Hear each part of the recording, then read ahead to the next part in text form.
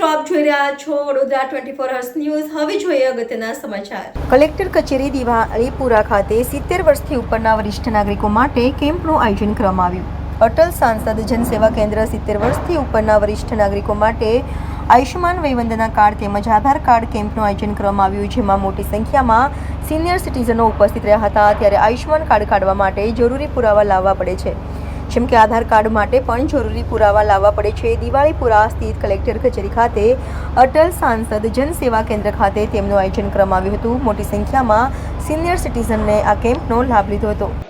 આજે ડૉક્ટર હેમાંગભાઈ જોશીના અટલ જનસેવા કેન્દ્ર ખાતે 18 વર્ષથી નીચેના બાળકોનું જે લોકોનું ફર્સ્ટ ટાઈમ એટલે કે પહેલી વખત આધાર કાર્ડ બનાવવાનું કામગીરી કરવામાં આવી રહી છે।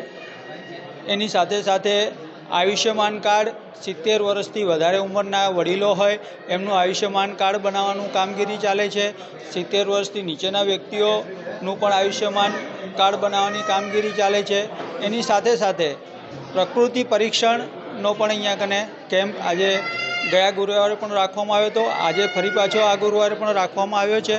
તો આ તમામ પ્રકારની કામગીરી કલેક્ટર કચેરી ખાતે ડૉક્ટર હેમાંગભાઈ જોશીના કાર્યાલય અને જનસેવા કેન્દ્ર ખાતે આ કામગીરી અત્યારે ચાલુ છે અને અનેક લોકો વડોદરા શહેરના નાગરિકો આનો લાભ લઈ રહ્યા છે અને આપના માધ્યમથી હજુ પણ વધારેમાં વધારે લોકો આ બધી સેવાઓનો લાભ લે એવો અમારો પ્રયત્ન છે। ચંદ્રકાંત ગજ્જર, બક્ષીપંચ મોરચા મહામંત્રી, વડોદરા શહેર।